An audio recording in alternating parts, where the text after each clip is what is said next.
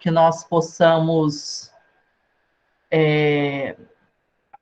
o Meet excluiu alguém aí, mas eu acho que a pessoa fala para a pessoa entrar de novo. Letícia. Então, dar as boas-vindas mesmo, dizer que esse projeto ele é aberto à comunidade, que todos vocês participem, convidem colegas, amigos, que é um projeto bem mesmo assim, para quem está interessado tanto em fazer o vestibular, quanto gosta de literatura e quer retomar alguns clássicos aí da nossa literatura. Então, sejam todos bem-vindos. Para hoje, nós preparamos uma conversa sobre 2 obras, né, os poemas escolhidos do Gregório de Matos e Angústia, do Graciliano Ramos.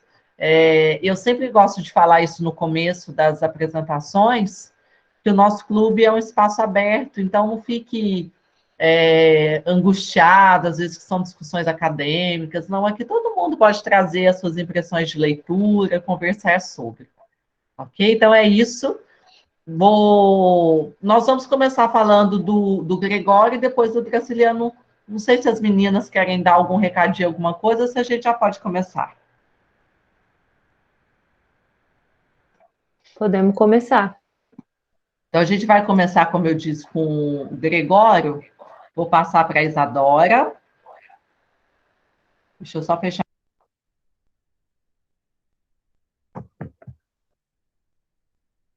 Não estou te ouvindo, Karina. Só para a gente lembrar, pessoal, no final a gente passa a lista, tá? Nossa expectativa é que o encontro vá até 8h30.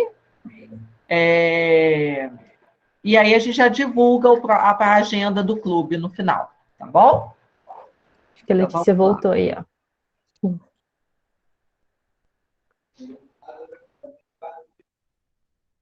Para você abrir aí para a gente começar.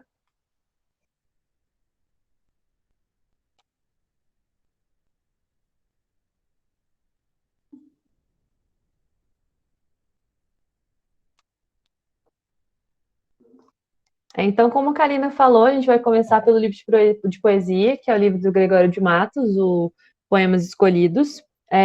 A primeira coisa que eu queria comentar, gente, é que esses poemas do Gregório foram todos publicados póstumamente. Ele, em vida, ele não publicou nada, é um trabalho de pesquisadores aí dele, pesquisadores do século XIX, que reuniram os poemas, que pesquisavam, né? Inclusive os títulos dos poemas não foram títulos dados pelo próprio Gregório, né? São títulos dados de acordo com o contexto do poema, de acordo com o contexto de onde o poema foi encontrado, onde que esse poema foi publicado. Então, eu queria começar com esse detalhe. Pode prosseguir, Karina. Para a gente abrir aqui, eu escolhi o poema que eu mais gosto do livro, chama Inconstância dos Bens do Mundo, 317. E aí eu queria declamar, né? Nasce o sol e não dura mais que um dia. Depois da luz se segue a noite escura. Em tristes sombras morre a formosura. Em contínuas tristezas, a alegria. Porém, se acaba o sol, por que nascia? Se é tão formosa a luz, por que não dura? Como a beleza assim se transfigura? Como o gosto da pena assim se fia? Mas no sol e na luz falte a firmeza. Na formosura não se dê constância. E na alegria sinta-se tristeza. Começa o mundo, enfim, pela ignorância, e tem qualquer dos bens por natureza, a firmeza somente na inconstância. Eu lembro que ano passado, quando a gente começou com o projeto da FUVEST, eu mandei para a Karina, eu comentei sobre esse poema com ela, que a gente sempre pensa, nossa, vou ler um poeta de 1600, né, ler uma literatura super antiga, mas o que a gente repara no Gregório de Matos é que, obviamente, a gente vai encontrar alguns entraves na linguagem, é antigo, é diferente da forma como a gente se expressa agora, mas a crítica dele é atemporal. A crítica que ele faz à sociedade, a crítica que ele faz aos relacionamentos, a crítica que ele faz às instituições, são críticas atemporais. E essa reflexão que ele traz nessa poesia, até que é lírica, né, não é nem uma poesia satírica, não é uma crítica que ele está fazendo especificamente a ninguém, mas é algo que eu lembro que na época mexeu muito comigo, né? A gente às vezes fica procurando muito, buscando muita segurança. A gente quer se sentir seguro, a gente quer sempre pisar em terreno firme. Mas a verdade é que a única certeza que a gente tem é que tudo muda. E que bom que tudo muda, né? Que bom que tudo muda, porque imagina quanta situação a gente já superou, quanta coisa a gente já, graças a Deus, deixou passar, já se transformou, quantas coisas a gente só foi entender realmente que valeu a pena ter acabado, porque passou, né? Então, essa inconstância dos bens do mundo, esse soneto, né? Vocês podem ver pela configuração, são 2 quartetos, 2 tercetos, trabalha bastante com essa questão da antítese, e tem muito a ver com a escola literária do qual o Gregório pertence, que é o barroco, essa coisa do oposto, né? Então ele fala do sol, da noite, da luz, da sombra, ele fala da tristeza e da alegria, e é disso que a gente é formado, né? A gente não tem constância na alegria e nem constância na tristeza, né? A gente só é firme mesmo nessa inconstância. Então, eu queria abrir falando, às vezes a gente parte tanto para um lado técnico, falar do autor e tal, falar do livro, mas eu sempre gosto de começar pela parte que mexeu comigo aí dentro da literatura. Pode passar, Karina. O Gregório, então, passando para um lado mais técnico, ele nasceu na Bahia. Nessa época, gente, ele nasceu em 1636, século XVII. A Bahia era a capital do Brasil, né? Brasília não era nem sonho ainda, depois o Rio se tornou capital, enfim, mas nessa época era a Bahia, que era a capital do Brasil. E ele era conhecido, a alcunha dele é de Boca do Inferno. Então, isso era outra coisa que me animou de ler o Gregório, que é pensar alguém. Porque a gente pensar em alguém desbocado nos dias de hoje, gente, é uma coisa. A gente pensar em alguém desbocado em 1636 é outra completamente diferente, né? E ele tem essa alcunha de Boca do Inferno justamente porque ele não poupava ninguém. Ele chegava até a citar nomes nos poemas das pessoas que ele criticava, né? Então, ele tem esse nome por conta desse lado crítico, satírico dele. Ele é formado em Direito em Portugal. Nessa época, gente, quem fazia curso superior era só advogado ou médico mesmo. Então, geralmente, todo escritor que vocês forem ver, se forem estudar do século XVII até o início do século XIX, ou é médico ou é advogado. Quando ele retorna ao Brasil, ele recebe da Igreja Católica um título ali dentro da igreja, mas ele é expulso, obviamente, ao Boca do Inferno, né? Por descumprir os preceitos eclesiásticos. Pode passar para frente, Karina. A poesia, didaticamente falando do Gregório, ela é dividida em satírica, lírica e sacra. A satírica, essas poesias que são feitas para fazer críticas, principalmente à sociedade da Bahia, né, como que a sociedade se organizava. A poesia lírica seria a poesia mais ligada para o lado sentimental, para o lado amoroso, e a sacra, voltada para temas religiosos, né? Eu, inclusive, separei 3 poemas, um satírico, uma lírica e uma sacra, para a gente poder comentar, mas depois a gente volta nisso. O Gregório, ele usa da arte como uma ferramenta muito poderosa de crítica social. Como eu comentei com vocês, né, falei do poema da inconstância dos bens do mundo, né, que trabalha com essa coisa da antítese. Isso é uma característica muito forte do Barroco. Para quem não se lembra, o Barroco é uma escola literária, artístico-literária, desse período, e o Barroco ele surge como uma reação ao protestantismo, né? O Barroco ele é uma reação da Igreja Católica ao avanço do protestantismo, né? E aqui no Brasil ele chega um pouco tardiamente.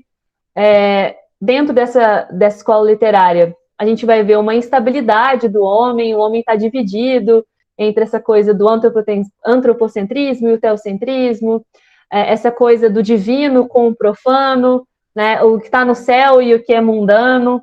Então, isso é muito forte dentro da poesia dele, né? E como eu falei, aqui no Brasil, a literatura barroca ela chegou um pouco mais tarde, e o objetivo dela foi a arte barroca em si, não estou falando especificamente da literatura, né? Apesar de a gente ter outro nome da literatura barroca que é muito forte, que é o padre Antônio Vieira, né?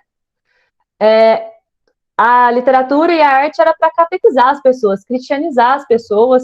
Por isso que a gente pega as igrejas, né? Se vocês já foram a Ouro Preto, se vocês já foram a São João del Rei, vocês vão ver aquelas igrejas que elas são hiper ornamentadas, elas são cheias de detalhes, elas são pintadas a ouro, justamente porque é uma resposta da igreja, né? A igreja quer mostrar poder, quer mostrar a suntuosidade dela, né?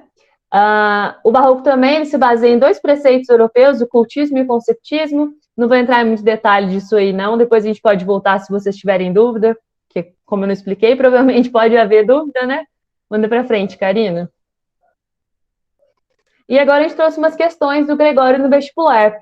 Ô, Karina, você acha que a gente fala disso agora ou a gente abre espaço para as pessoas dividirem os poemas e depois a gente volta? O que vocês acham? Pode. Opa.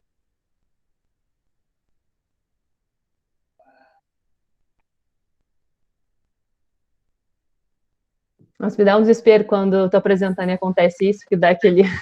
Eu acho que você pode consultá-los, Isa, se alguém quer comentar algum poema. E aí, Tainá, você, Karina, a Érica, os alunos, quem aí tá? Leu algum poema? Gostaria de recitar? É a parte mais gostosa, gente, a hora que a gente troca. Eu gosto do Epílogos. Então, lê aí pra gente. Eu tô muito resfriada, gente, mas eu vou ler um trechinho, que ele é grande. Mas é aquele assim, eu não sou boa para declamar, não, vou fazer leitura mesmo, né? Chama Epílogos. Que falta nessa cidade, verdade. Que mais por sua desonra, honra. Falta mais que se lhe ponha, vergonha. O demo a viver se exponha, por mais que a fama a exalta, numa cidade onde falta verdade, honra, vergonha. Quem a pôs nesse socrócio, negócio? Quem causa tal perdição, ambição? E o maior desta loucura, usura, notável desaventura de um povo nécio e sandeu, que não sabe que o perdeu, negócio, ambição, usura. Quais são os seus doces objetos, pretos? Tem outros bens mais maciços, mestiços? Quais destes lhe dão mais gratos, mulatos? E aí ele segue, né, fazendo um pouco essa crítica eu imagino aqui que Salvador, né, ou pensado em todo o estado ali da Bahia. Uma coisa que eu acho interessante, só antes da gente passar para frente, sempre que nós vamos pegar um autor que não é da nossa época, né? Eu acho que nós temos que pensar que é uma forma de conhecer o Brasil da época também, né? Porque os valores que rondavam esse mundo do Gregório de Matos não são mais os valores da nossa sociedade. Então, essa crítica, muitas vezes, é feita a ele, né? De ser um homem, assim, de certa forma, da elite. E que vivia com outros valores e com outra sociedade. Então, eu sempre penso, e até um vídeo que, se der tempo, eu vou querer mostrar para vocês, tem duas formas de olhar para a literatura, quando é uma literatura distante do nosso tempo, né? Você fazer como a Isa colocou, às vezes pensar em alguns poemas que são atemporais e que eles vão continuar nos dizendo muitas coisas, mas também entender, fazer às vezes uma leitura datada, né? Olha, nessa época os valores eram outros. Isso é muito importante na literatura, porque senão a gente acaba, nem vou entrar aqui porque não dá tempo da gente entrar nessa polêmica, mas acaba sendo algo como acontece, por exemplo, com o Monteiro Lobato, né? Ainda bem que nós temos uma série assim, de evolução em termos de cidadania, em termos de civilização, né? E que a gente pode sim questionar muitas coisas. Mas é sempre esse olhar do tempo de agora, que são outros tempos, outros valores, para o olhar daquele passado. Então, às vezes é interessante você olhar um autor datado, né? Olha, ele é dessa época, o mundo era outro, vamos tentar entender que Brasil era esse. Né? Não para concordar ou discordar, né, do pensamento dele, mas entender que eram outros tempos, né? É isso. Karina, a gente não é a primeira vez que a gente comenta sobre isso, né? Que o olhar do presente não pode ser usado para ler o passado, né? Isso é super importante. O que me assusta, igual eu falei, dessa crítica atemporal, é porque muita coisa que a gente lê, apesar da linguagem ser completamente diferente, como eu falei, né? século XVII aí, um português muito diferente mesmo do que a gente está acostumado a usar né, atualmente, mas as críticas em si são coisas que permanecem, muitas.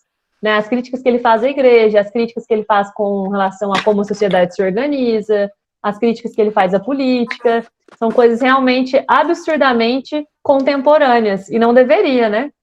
Era para ser uma coisa... Eu queria ler e falar, gente, que ultrapassado, não, isso aí a gente já venceu há muito tempo, né? A Júlia comentou aqui, ó, uma triste atemporalidade, sem dúvida. Isso me assusta. E tem uma curiosidade, assim, eu acho que é isso que é interessante na poesia do Gregório de Matos. Primeiro que ele segue a linha barroca desse cuidado formal, né? Ele tem um cuidado muito... Mesmo quando ele vai xingar, quando ele vai debochar da cara das pessoas, ele faz isso com cuidado estético, formal muito grande na poesia dele. Né? E tem uma curiosidade, especulam aí os biógrafos, que ele ia, antes da missa, né? Ele colocava esses xingamentos, esses poemas na porta da igreja. Aí as pessoas chegavam para a missa e ficavam horrorizadas, né? Com os textos que ele deixava na porta. Então ele era assim, debochado, né? Ele tinha essa ideia mesmo de cutucar, e principalmente nessa fase dele mais satírica, né? Só mais uma coisinha sobre ele, que tem um poema que eu separei para comentar sobre as poesias sacras, né? Porque é engraçado, como você está falando, um cara que pregava os poemas dele com palavras, porque, gente, pode ser estético, mas ele usa diversos palavrões, né? Ele usa o foda-se, adoidado nos poemas, fala diversas palavras. Imagina você colar isso na porta da igreja. Se você colar hoje, as pessoas vão ficar, nossa, né? Oh, meu Deus, um palavrão aqui na porta da igreja. Imagina nessa época, né? Que a igreja tinha uma força ainda maior do que ela tem hoje, né? Mas aí um dos poemas dele, eu achei muito interessante a relação dele com a religião. Porque ele fala o seguinte, né? O poeta na última hora da sua vida. Meu Deus, que estais pendente em um madeiro, em cuja lei protesto de viver, em cuja santa lei hei de morrer, animoso, constante, firme e inteiro. Neste lance por ser o derradeiro, pois vejo a minha vida anoitecer. É, meu Jesus, a hora de se ver, a brandura de um pai manso cordeiro. Muito grande é o vosso amor e meu delito, porém, pode ter fim todo o pecar, e não o vosso amor que é infinito. Tem mais um trechinho aqui, mas basicamente é interessante que ele reconhece que ele é pecador, né? Ele reconhece mas ele tem certeza do perdão de Cristo. E eu acho tão bonita essa visão que ele tem de Cristo, né? De Deus, um Deus que perdoa, porque muitas vezes a gente vê um Deus sendo usado para punir, né? Né? Deus castiga, esse tipo de coisa, e ele aí numa relação com Deus do tipo, muito grande é o meu delito, mas muito maior é o seu amor. Se Deus realmente for esse amor todo, né, que a igreja comenta, ele perdoa. Né? Então, o Gregório tem a certeza do perdão de Deus. Eu acho isso muito, muito bonito. E agora, né, o Gregório no vestibular. Alguém quer ler a questão, gente? Quer fazer a leitura? Vocês não ficarem ouvindo a minha voz muito? Eu posso ler. Karina, acho que um dos seus microfones estão ligados.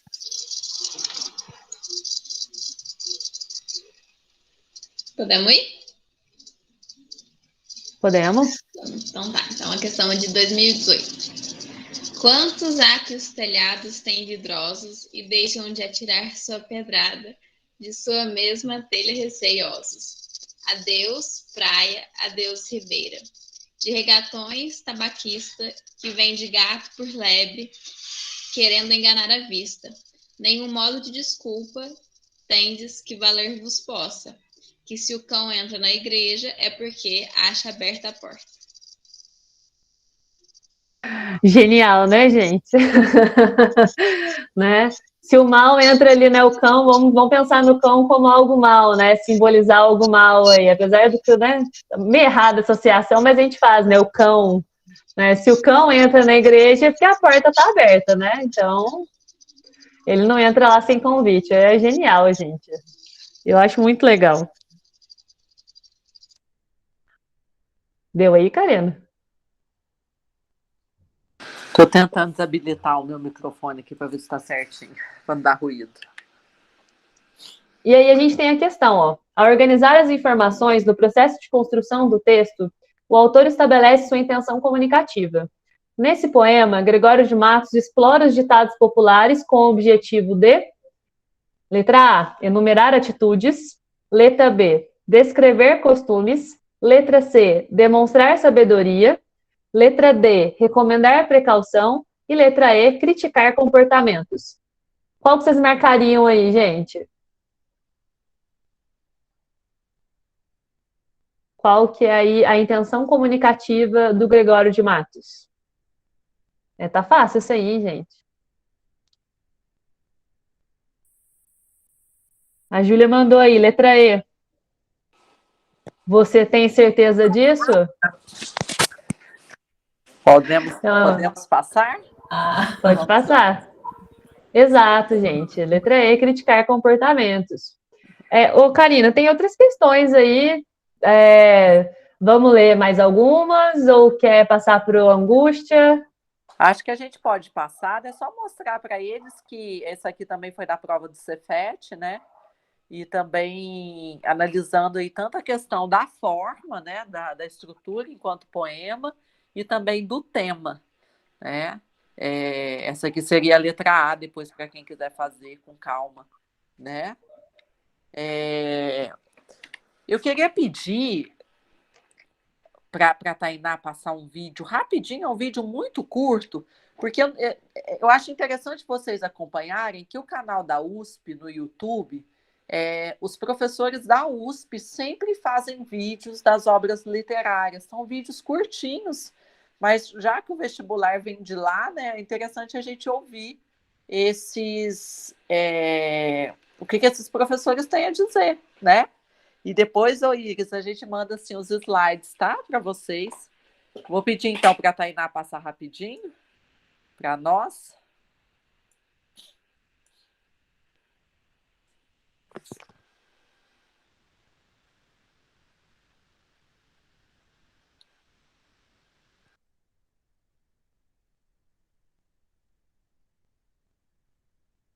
Tá indo, só um minutinho.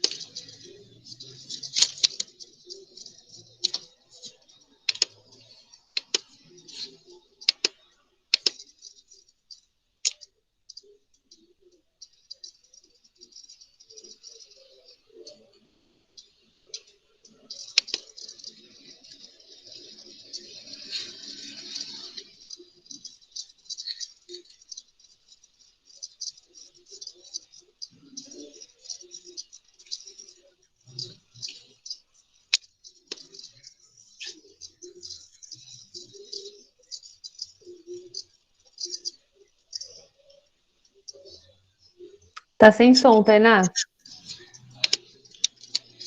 Opa, deixa eu ver, peraí. Vocês estão me ouvindo? Sim, você está ouvindo. Sim.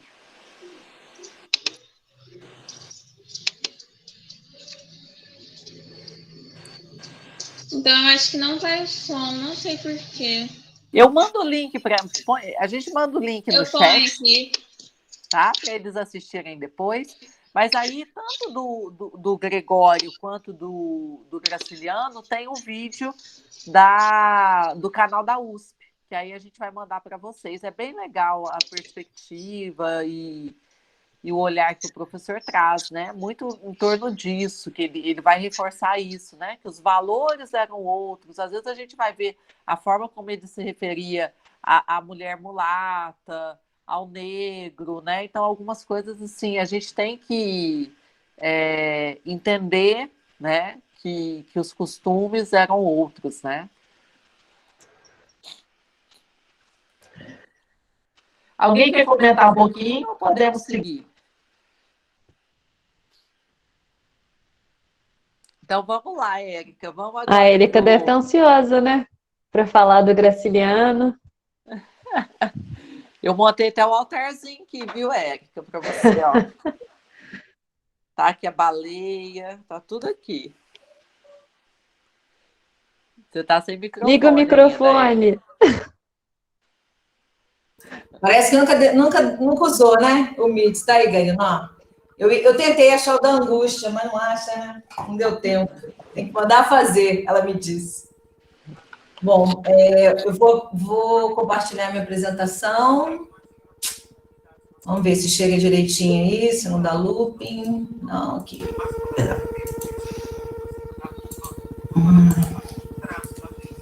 Foi? Foi, né? Sim. Tá bom, agora peraí que eu vou só dividir minha tela aqui para eu tenho muito problema de visão, eu não consigo acompanhar no Meet, não, tem que olhar aqui mesmo. Bom, então, nós vamos fazer agora um salto quântico, não só no tempo, mas nós vamos sair de um poeta extrovertido, bocudo, brigão, um quase ariano, para um escritor, um romancista, que é o que a gente vai ver, né, o perfil romancista do Graciliano. Tímido, quieto, recatado, seco, direto, intimista, e ainda mais nesse romance escolhido pela FUVEST, o mais introspectivo possível.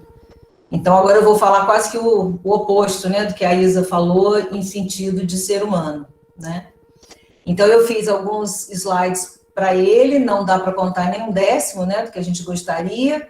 Então, se as perguntas vierem e eu souber, eu vou contando as histórias, vocês sabem que eu sou contadora de história, né, e vou falar um pouco só também do romance, porque é um romance muito grande, de um enredo que eu vou mostrar muito simples, espero que as meninas, né, os alunos, tenham conseguido, né, avançar um pouco na leitura, porque eu sei que está todo mundo muito sobrecarregado, mas a ideia é fazer o que vocês disseram para mim, porque eles já compartilharam comigo, viu, meninas do clube, que ajudou muito no Quincas Borba, né? Inclusive, eles estão fazendo já memórias póstumas por orientação, para complementação da trilogia, para compreender um pouquinho mais, tá? Então, é isso, vamos começar.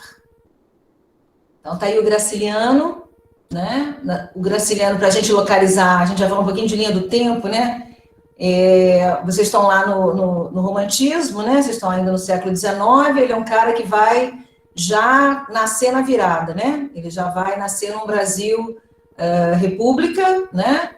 Já com o golpe militar estabelecido, e a gente também tem que lembrar vocês que ele vai nascer no coração, né, do Nordeste. Aqui a gente vai falar agora do Nordeste como perspectiva, assim, de cenário, né? Então, eu queria só falar um pouco dele, porque logo depois ele faz aquele caminho, aquela trajetória que a gente já viu em outros autores, que é migrar, né, para o Rio de Janeiro, onde estão as editoras, onde estão os grandes amigos que ele vai fazer na vida, e também porque ele vai entrar para a militância política, tá?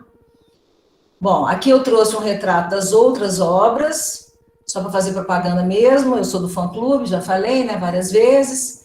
Eu trago, assim, essa imagem é de Google, mas é uma imagem bastante representativa, porque a obra do Graciliano, ela atravessa projetos editoriais muito interessantes. Então, a gente também consegue estudar, ler, compreender o pensamento do Graciliano, a arte do Graciliano, através dessas fases editoriais, né? O romance em si, claro, não pode mudar, mas a maneira como o Brasil, como a Karina e a Isa falaram, né, enxergam o que está ali dentro daquele romance, né? Por exemplo, em Vidas Secas, você consegue fazer isso com uma clareza, assim, interessantíssima, né? Então, como eu sempre falo, que a gente está voltado, né, para o clube de leitura, mas a gente tem a meta das questões da FUVEST, né? Então, a FUVEST, ela trabalha muito essas linguagens não verbais, esses aspectos mais imagéticos, a gente não pode deixar de mostrar isso para vocês e nem vocês deixarem de pensar nisso, né? A gente bate muito isso lá na aula. Né? E aí está ele aqui, já maduro, já, né, vamos falar assim, já bem talhado pela vida. Então, na biografia, o que eu vou mais trazer para vocês é essa capacidade que ele teve de ter sido um homem que, desde muito pequeno, ele viveu muitas emoções, assim, por assim dizer, né? Ele é um cara que, de alguma maneira, a vida deu muito talhe para ele, né? Então, vamos lá. Então, romancista, mas também contista, cronista, memorialista e jornalista. Eu coloquei num outro item, prefeito político, gostaria de ter posto aqui entre o político e o funcionário público, porque o Luiz da Silva é funcionário público, nosso protagonista, e a gente tem muito de memória no Angústia também, né? Então, depois eu vou tornar a falar disso. Então, você tem um homem que demora muito tempo para começar a escrever, ele não começa a escrever cedo, mas quando escreve, ele é um homem muito amadurecido, ele tem um olhar da crítica social, que é o olhar da geração do romance a qual ele pertence, né? Daí essa explosão, né, de importância, que até hoje a FUVEST sempre traz um livro do Graciliano para vocês estudarem, lerem, criarem aquela coisa da leitura crítica, formarem um pensamento para poderem contextualizar com esse Brasil de hoje, né? Ele é nascido em classe média nordestina, então aqui tem duas informações importantes, lembrem do que a Karina falou em relação ao Machado de Assis, né? O Graciliano nasce numa cidade muito pequena e vem de família rural, né? Mas de uma família de oligarquia decadente, quer dizer, a fazenda quebrou, né? O pai dele vai sair dali, vai se retirar dali. Aí aqui, gente, nós precisamos colocar para vocês algumas coisas. Lá no Angústia, a gente já, né, puxando o romance, você também tem essa discussão da oligarquia, que nesse Brasil da década de 30, né, nessa era Vargas, está decrépito, né, tá totalmente decadente. Ele passou por isso. A família sai, vai para um outro lugar, retira-se do lugar. Isso aqui está numa história chamada Vidas Secas, esse nordestino que migra, que sai do lugar, que perde o seu contato com o local de origem, que não tem origem, né? E a gente vê também que o Luiz da Silva, eu vou mostrar daqui a pouquinho, é essa pessoa sem pertencimento, sem ambientação. Então, o que eu quero dizer com isso? Que o Graciliano tem essa característica de colocar muitas coisas da vivência para a gente ler. Então, quando a gente começa a abraçar a leitura do Graciliano como um todo, é muito interessante que vocês passem pela história da família, pela história dele em si, e principalmente para contextualizar mais, para ficar mais interessante, a própria história do Brasil, né? Então, eu coloquei aqui que ele é uma pessoa que teve 15 irmãos, 2 casamentos, 8 filhos e uma prisão.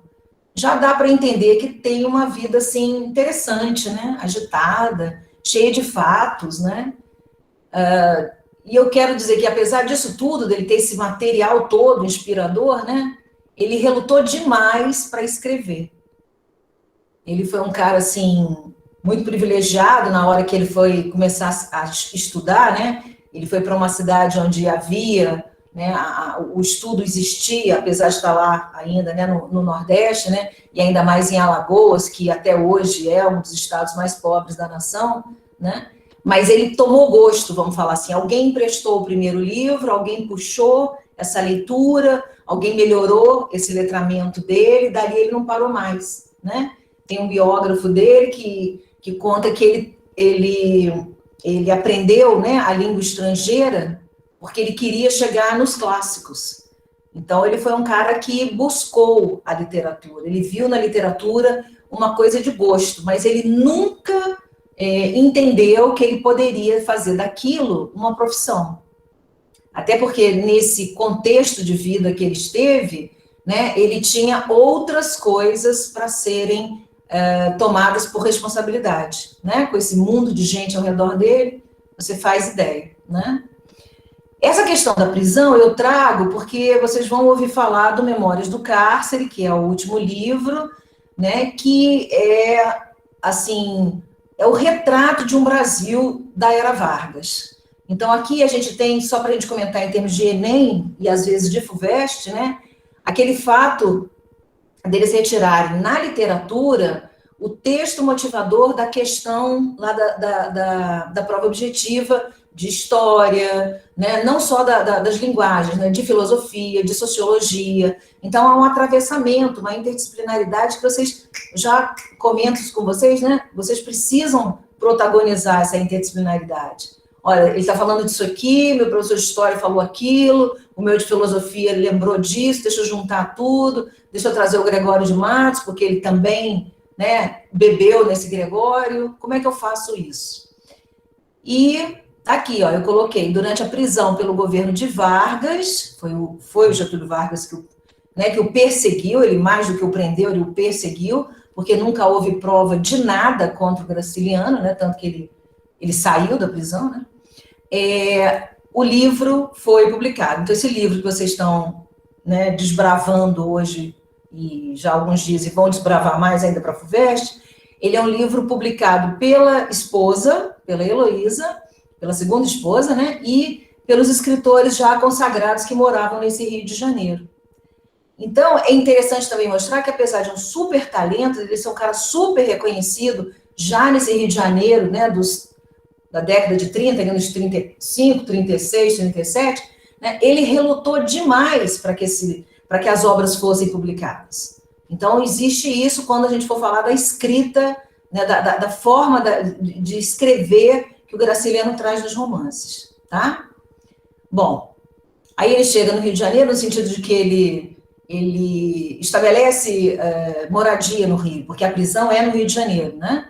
Ele é preso em Alagoas, vai migrando, até que ele vai para Ilha Grande, que é um presídio muito famoso, político, que houve no Rio de Janeiro, e quando ele é liberado, todo mundo convence dele ficar por ali, né? Para que ele continuasse a produzir. Ele já tem 2 filhas, então ele meio que aceita sem querer aceitar. É muito interessante as histórias que contam do Graciliano Ramos na pensão do Catete, lá no Rio, para escrever as obras maravilhosas que ele deixou para a gente. O tanto que ele jogava fora, o tanto que ele não queria, o tanto que ele relutava, enfim, né? Quer dizer, o drama que eu quero trazer da cabeça de um angustiado, já que o tema hoje é angústia, né? Essa coisa do Partido Comunista eu não vou entrar, porque vai dar muito trabalho falar, mas é interessante, né? De 30 a 45, aquele turbilhão lá, né? De guerra, pós-guerra, Brasil, reconstrução, e ele tem uma morte prematura, que vocês são sempre curiosos de me perguntar de que morreu, né? É prematuro e não é, né? Porque 60 anos nessa época também não é uma juventude, né? Mas ele fumava demais, ele havia sofrido muito na prisão, ele foi um cara que viveu o período carcerário intensamente, ele adoeceu dentro da prisão, todo mundo tentou ajudar, fazer ele comer, ele fez greve de fome, ele quase se despediu do Brasil nesse período carcerário.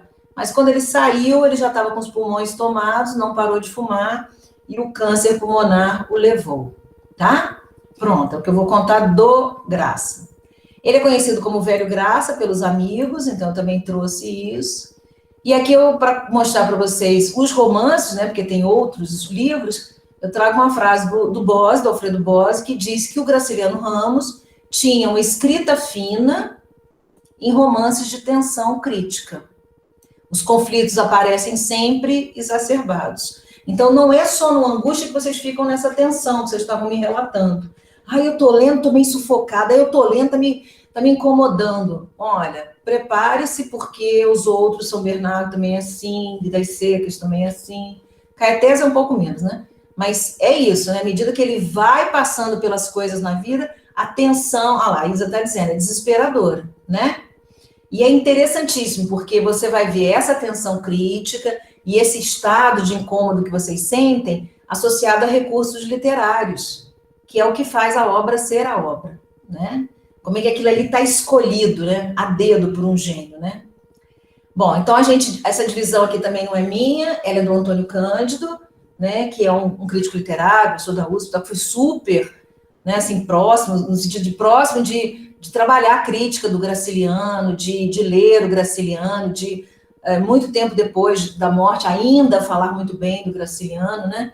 Então ele diz que a gente tem os romances ficcionais e os confessionais.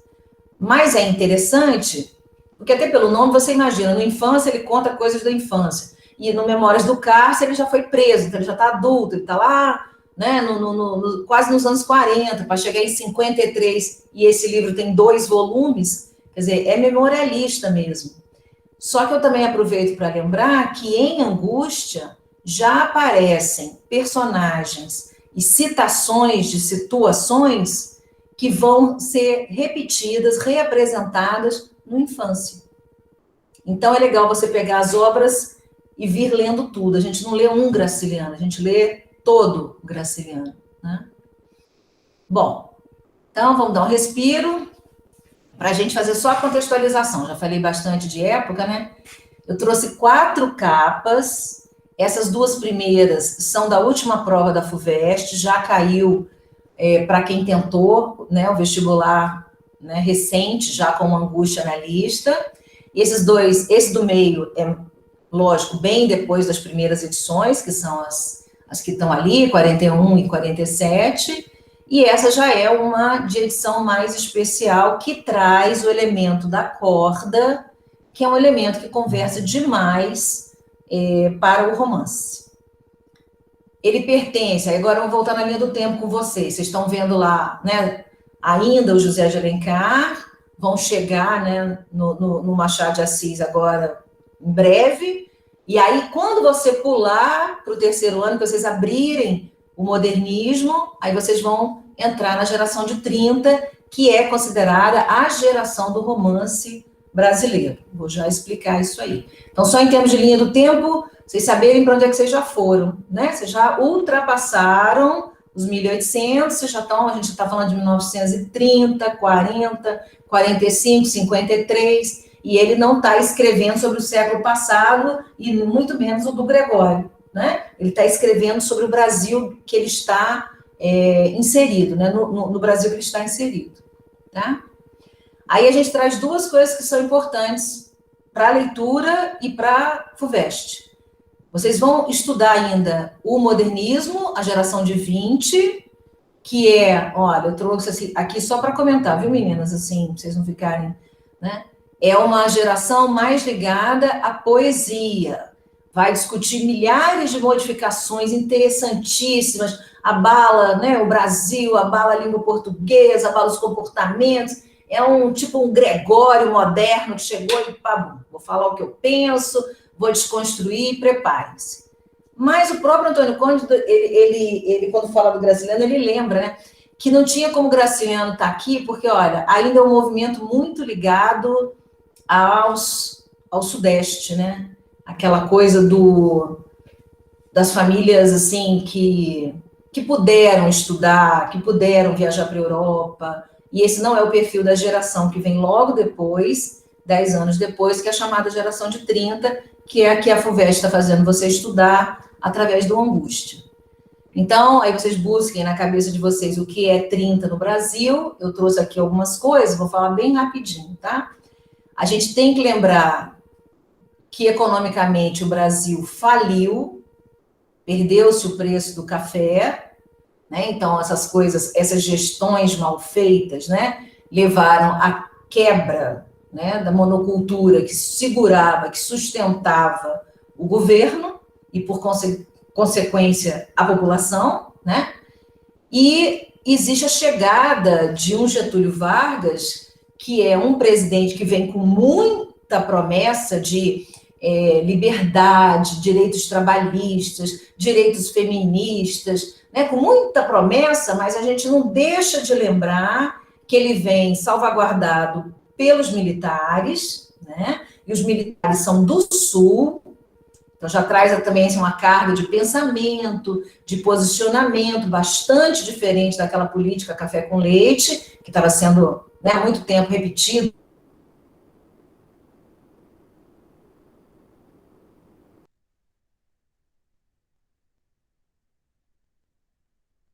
Gente, para mim a Érica travou, para vocês também? Aqui travou Para mim também. também, sumiu o áudio. Érica? Será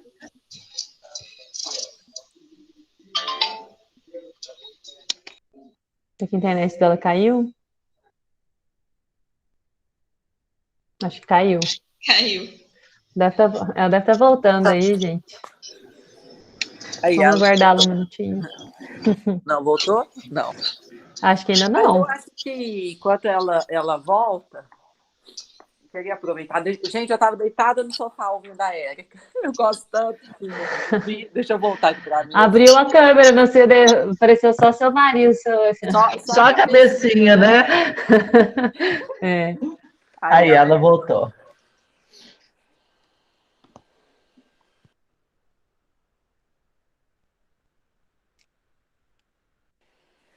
Voltei.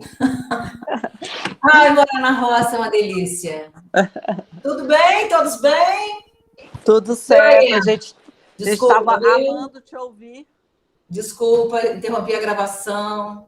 Quero deixar aqui 1 minuto de desagravo com essas quedas de sinal. Eu fico para morrer com isso. Vamos lá. Eu falei que eu estava deitada no sofá ali te ouvindo, de tão gostoso que é. Tá bom, Karina? Você está gostando, então? Ai, graças a Deus. Preciso de umas palavras assim, gente. Eu nunca fiz isso. Ai. Bom, então vamos lá. Ó, agora eu vou tentar localizar o que é essa maravilhosa geração de 30, né? Se você não tiver tempo para ler nada na sua vida, só tiver uma opção, ou se você tiver com aquela pergunta, se você fosse morar numa ilha deserta, que livros você levaria? Leve todos os da geração de 30. Você terá companhia durante muito tempo na sua vida, você se lembrará do seu país, você descobrirá por que você vive algumas coisas. Isso, Karina, leia a geração de 30. Ela é, de longe, a mais importante, a mais emblemática e a mais interessante para mexer com a cabeça da gente, né? Então, vamos lá, vou falar rapidinho, né? O que é legal a gente colocar para vocês? É que nessa época é que nasce a região Nordeste na cabeça dos romancistas. Você vai dizer para mim, Érica, você falou do José de Alencar para mim, a gente está estudando ele. Ok, mas agora a gente vai ver a temática social, né? Agora, o que interessa aqui, ó, é que há uma diversidade na produção. Então, esses caras que escreveram, e aqui para vocês terem uma ideia, eu estou falando de alguém do nível do Jorge Amado, né? Que tem uma produção absurda, o cara era uma máquina para escrever, uma criatividade alucinada. Você tem um olhar de Nordeste que ninguém tinha dado ainda, né? Então, né, você vai observando que eles eram pessoas, assim, muito iluminadas e que eles tinham uma meta, que era discutir o Brasil. Por isso que a gente foi interrompida de novo. O que aconteceu? Estamos te ouvindo. Não. Não estão me vendo? Desculpa até te interromper. Não, estamos te vendo sim, estamos te ouvindo. É porque você estava apresentando sua tela. E aí você voltou sem apresentar. Eu não sei se era a sua intenção, não quis te atrapalhar, não. Mas agora ela travou com a mão no queixo. Para mim aqui. Voltou. Deixa eu pedir uma coisa. Eu vou buscar o cabo para colocar aqui para não ficar... Não tinha nada com a sua internet. Não tinha nada com a sua internet. Quando você estava apresentando, antes de você sair, você estava apresentando sua tela. E agora você não tá. Aí você não tá mais. Aí eu só quis te avisar. Às vezes você queria que a gente visse a sua tela, que estava mostrando os slides. Era só isso. Ela deixou de compartilhar. Peraí. Só isso. Eu pensei que tinha caído. Peraí, eu vou sair um pouquinho. Não. E eu vou abrir de novo com o Google. Mas essa não tinha razão de acontecer isso, né? Não entendi. Bom, enfim, vamos lá de novo. Deixa eu achar o arquivo aqui outra vez. Ela estava apresentando um arquivo, eu estava achando bonitos os slides, achando legal, e aí parou, e aí eu só atrapalhei, né? Ela estava falando, eu só peguei. Desculpa, gente. Imagina, Isa, foi para avisar. Né? Às vezes a gente acha que... Porque eu faço muito isso, gente. Às vezes eu tô horas apontando um slide para os alunos, achando que está todo mundo vendo o meu slide e ninguém está vendo. Eu faço muito isso. Aí eu falei, deixa eu falar para a Érica. Eu já descobri o que foi. Quando a gente voltou, a minha máquina ligou o Meet, mas no Edge, no Microsoft Edge. Eu vou sair e vou entrar pelo Google mesmo, pelo Chrome, tá bom? É 1 segundo só. Tá bem. Aí você me aceita de novo, Karina. Não era só compartilhar? Não entendi. Será que é alguma coisa diferente?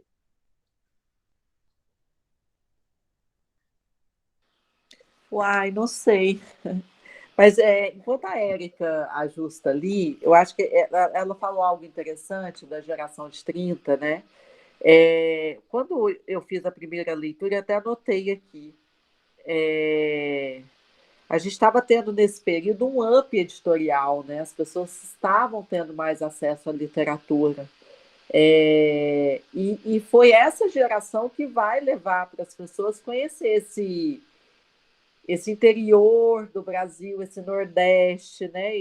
A miséria, o pobre. E eu acho que o Graciliano, ele tem algo muito bonito, assim, e é também de onde é muito genial, na verdade. Eu fico sempre imaginando o texto dele como se fosse uma câmera cinematográfica.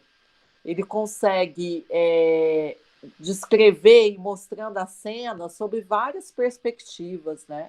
Ele faz isso em Vidas Secas, de começar a contar aquela história da baleia, depois parece que a câmera vai na perspectiva da baleia para mostrar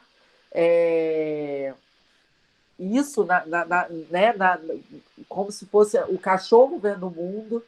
Então, eu acho que ele faz isso de forma muito genial.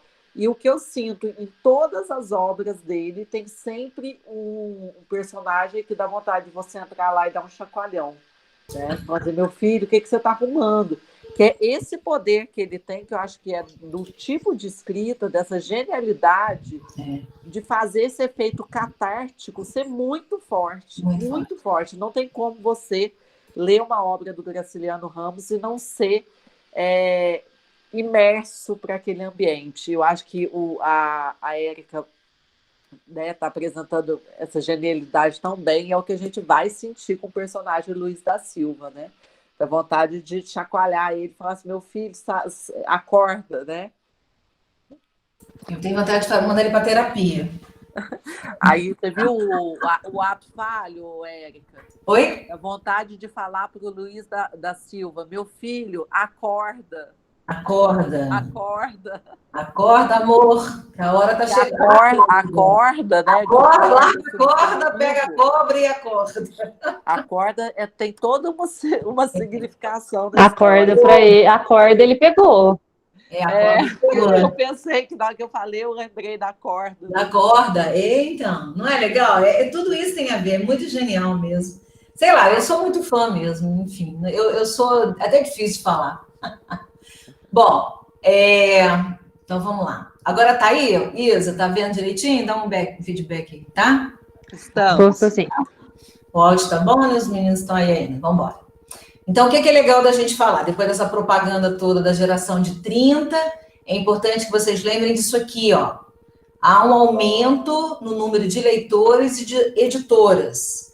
Então, quer dizer, para além daquele que já havia ocorrido no projeto do romantismo, com todo aquele propagandeamento lá da burguesia, agora a difusão é maior ainda e essa literatura chega ao alcance de mais e mais brasileiros, o que para o nosso país é muito importante. Agora, isso é respiro, isso não quer dizer que todo mundo passou a comprar livro, teve dinheiro, as livrarias bombaram, não é assim, mas é um respiro muito bom que a gente tem na linha do tempo dos literatos, vamos brincar assim, né? De nós, leitores, né? Bom, é importante lembrar vocês que os autores são bem menos experimentais. Ele vai experimentar uma coisa muito importante, que eu vou mostrar para vocês, mas não da maneira tão emblemática, tão característica da geração de 20, né? Então, quer dizer que dá uma acalmada e nós vamos mais, o que eu estou dizendo é que a gente vai adensar o que a gente vai escrever, a gente vai aprofundar essa temática. Então, é interessante isso aqui, ó, os romances voltam a se aproximar de elementos mais tradicionais, então acalma aquela carnavalização, né, da década de 20 e vamos fazer a investigação psicológica desse ser que é o homem brasileiro. Então, aqui entra esse lado, né, da investigação psicológica, isso é muito geração de 30 e é mais ainda Graciliano Ramos. Os enredos e as personagens carregam a visão crítica dos autores em relação à sociedade brasileira. Então, é o que eu digo para todo mundo. A gente não pode ler o Angústia só pensando no enredo. Porque o enredo é de uma simplicidade absurda. O Vidas Secas, idem, o São Bernardo, então, você tem que entender o que você vai fazer com esse enredo. O que você vai buscar nessa vida. Qual foi a visão crítica? Que temas? E outra coisa, como foi que ele trouxe à tona, na leitura, aliás, na escrita, esse elemento que ele quer criticar? Quais foram os recursos que ele utilizou? Tá? Então, isso são dicas para essa leitura que inicialmente é meio doida, ainda vamos já descobrir por quê, mas assim que você pula esses obstáculos, chega ali um pouquinho adiante, aí você não quer parar mais, tá? Então, essa crítica social, moçada, aparece de forma muito feroz. Não há nada de superficial, não há nada de leve, esse sufocamento, esse soco na barriga, né, que a gente toma. Ai, meu Deus, é isso mesmo, é o que é esperado, né, da leitura do Graciliano. Então, é realismo, não é romantismo, que vocês estão muito banhados de romantismo, né, que mimetiza a realidade, mas com cunho crítico, sobre as lacunas sociais. A minha paixão está aqui, está numa coisa que a Isa falou, né? Você lê um romance de 30 e parece que você está lendo uma coisa de hoje. Então, a gente fica perguntando, cadê a evolução? Cadê o olhar para a questão social? Brasil, cadê você? O que aconteceu? O que nós ficamos fazendo esse tempo todo aí? Daqui a pouco é 2030, estamos, né, comemorando 100 anos desses romances, um século, e aí? Os grupos sociais marginalizados, hoje chamadas minorias, passam a ser representados. O romance vem para falar dessas minorias, então não há mais preocupação com conflitos amorosos. Mas, Érica, o Angústia é um triângulo amoroso. É de pano de fundo. É de pano de fundo. Mas o que está sendo discutido ali é outra coisa. A mulher não é representada convencionalmente. Eu até fiquei com medo de colocar essa frase aqui, essa minha opinião, porque eu acho a Marina tão convencional. Ela é tão parecida com outras mulheres que a gente vê no estudo ali, né, da virada de século. Mas é porque eu quero dizer que o olhar dele para ela é quase que funcional. Esse amor não se resolve, esse amor não é existente, é só aquela questão de disputa, talvez, né? Esse amor não é o amor que a gente está esperando nesse triângulo amoroso. E não esquecer que a geração de 30 fala de um Brasil falido nos grandes latifúndios, e a chegada da modernidade, que já vinha se estabelecendo com o Pedro II, e vai ganhar um pouquinho mais de qualidade ou de intensidade no início do século XX, tá? Mas também, se a gente tivesse tempo, a gente poderia discutir o que é essa modernidade, né? Mas, enfim. Bom, aí, rapidamente, para a gente entrar no livro, é importante que vocês pensem no livro nas duas perspectivas, psicológica, que é a da intervenção psicológica que eu comentei, que é típica dessa geração, e a social ou sociológica. Por isso que o romance pode estar em qualquer disciplina, né? Porque ele se dá a esse luxo, né? Então, psicologicamente, nós vamos ter muita introspecção, uma viagem para dentro dele, a cabeça dele o tempo inteiro, e uma narrativa não linear, que talvez seja isso que dificulte os iniciantes em Graciliano fazer a leitura. Mas é só no começo que é complicado, depois não. E vai falar da desigualdade social e da luta de classes. Isso é muito legal de vocês pensarem. Aí eu tentei trazer isso, tá? Bom, então o primeiro slide aqui é o enredo, para mostrar como é que ele é simples, rapidinho. Vou ler, se alguém quiser ler também, eu não estou olhando aqui, deixa eu ver no chat, se alguém quiser participar. Então, eu escrevi assim, olha, um homem de mente perturbada, com muitos ressentimentos e uma profunda angústia, sente-se prejudicado em todos os aspectos da vida, pessoal, profissional, familiar, amorosa. Luiz da Silva, funcionário público, preso a um passado oligárquico, agora decadente, não encontra lugar nessa sociedade que se organiza por uma nova ordem. E é com essa perturbação que o protagonista encontra Julião Tavares e o odeia, desde o primeiro instante, por ele representar todos os fracassos de Luiz da Silva. Julião, para aumentar o conflito, ainda conquista a mulher amada por Luiz da Silva, Marina Ramalho. Por meio de um enredo banal, porque isso aqui é uma coisa banal, Graciliano Ramos descreve um Brasil rural em decadência, em confronto com um Brasil que se quer moderno e capitalista. Mediado pela loucura, seu protagonista delira até cometer um crime. Ou não. Não vou comentar. Só para mostrar da simplicidade. Todos os livros do Graciliano são banais e geniais. Onde que está a coisa dos recursos linguísticos? Onde vocês precisam, né, recursos literários, né, onde vocês precisam aprofundar, né? É uma narrativa não linear, delirante, neurótica. Eu vou trazer esses adjetivos para vocês entrarem na pele do Luiz da Silva. Quando você parece não estar entendendo o que ele está descrevendo, é porque ele também não está parecendo querer dizer as coisas de modo muito claro. Existe um compromisso com o delírio ali na hora que a coisa está sendo narrada, né? Fica sempre em suspense o que é sonho e o que é real. O narrador protagonista, o Luiz da Silva, escreve um livro dentro do livro, dando a impressão de uma coautoria. Então tem uma coisa dele estar escrevendo e ele está narrando. Isso é uma coisa que você percebe que o Graciliano Ramos faz muito, que é trazer esse mundo letrado do Luiz da Silva para a narrativa. Como a dizer que ele deveria ter um lugar nesse mundo das intelectualidades. Aqui também tem uma crítica social, vou mostrar um pouquinho mais para frente, mas já chama atenção nesse momento que a gente descreveu, esse detalhe. A própria escrita do livro é objeto do romance. É um romance escrito a partir do ressentimento. Você tem que entrar no livro vendo uma pessoa ressentida, angustiada, zangada com si, zangada com o mundo, né? Eu não gosto nem da palavra revoltado, eu não acho o Luiz da Silva revoltado, porque como a Karina disse, se ele fosse revoltado, ele agia.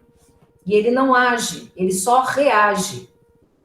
E essa reação, muitas vezes impensada, né, é que leva a ele se angustiar cada vez mais. Porque ele quer... a gente podia até abrir para perguntar isso, se vocês acham que ele quer resolver, né? Porque eu acho que, às vezes, ele me dá sinais de que ele gostaria que o mundo fosse melhor para ele. E há horas que eu penso que ele é só reação, né? Bom, mas vamos deixar para discussão, né? O que é inovador para a gente mostrar para vocês? É o monólogo interior, né? O chamado fluxo de consciência. Na Europa, gente, isso já estava também se desenvolvendo. Então, não é que ele inventou isso, mas para a época, para o Brasil, para os romances, isso é de uma qualidade literária muito importante de vocês reconhecerem. É uma narrativa só, parece que cuspiu, né? Quando a pessoa está ressentida, com raiva, angustiada, ela vai falando, ela não para, ela não pausa, ela não respira para falar com você. Ele quis botar você ali, né? Então, isso é uma coisa que vem de outros autores, né? Por exemplo, você tem, fora do Brasil, o James Joyce fazendo isso, e você vai ouvir ainda nas salas de aula, ou mesmo aqui no Clube da Leitura, né? A Clarice Lispector, né? Mas o Graciliano Ramos já inaugura isso no São Bernardo e no Angústia. E isso enriquece demais a leitura, né? Enforca a gente. Mas isso é o que dá o fôlego bom de um enredo simples ganhar essa maestria toda, né? Um outro recurso é esse que a gente está brincando, da corda, né? Que o Graciliano faz muita associação de ideias. Eu achei uma meia dúzia, né? Mas eu coloquei essa aqui para a gente lembrar por causa da corda, que ela é muito importante na história, né? Ele ganha uma cobra do avô, né? Nas descrições da fazenda, das memórias dele e tal. E ele ganha ele ganha uma cobra, não, ele vê uma cobra, né? Nas memórias que ele tem da morte do avô queridíssimo dele. E depois, já maior, ele vai ganhar uma corda E quando você vê essa capa que eu mostrei antes, que a Karina acabou de mostrar também, a corda, quando ela está desalinhada no chão, jogada, não está em carretel, né, ela tem aquela sinuosidade comum às cobras, né? Então, a leitura te leva a essa associação de ideias. E você também vê um fluxo ali bastante angustiante. Nossa, eu olho para uma corda, lembro de uma cobra, e a cobra me lembra a morte, é para me angustiar. Então, são essas minúcias que a gente gostaria de ter mais tempo, ou a gente pode marcar outros papos, né? Para vocês verem a riqueza desse autor, para trazer vida ao que ele quer dizer, tá?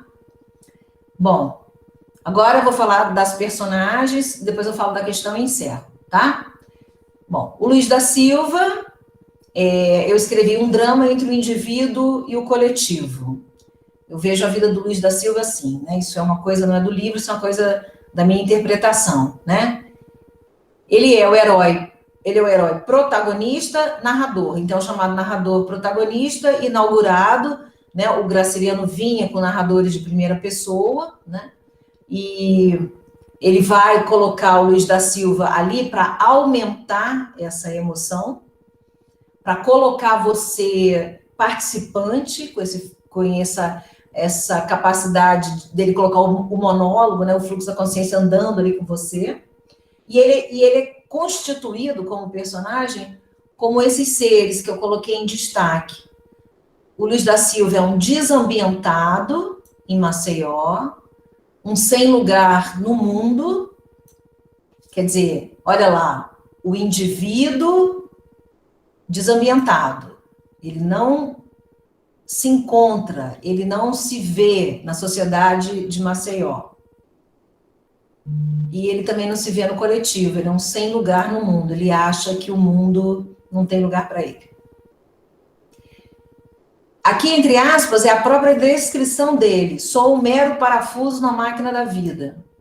Você imagina o que é uma pessoa se achar parafuso, um dos parafusos de uma máquina inteira. Então, eu não tenho essa representatividade que eu gostaria de ter. Eu não me enxergo, os outros não me veem, eu não sou ninguém.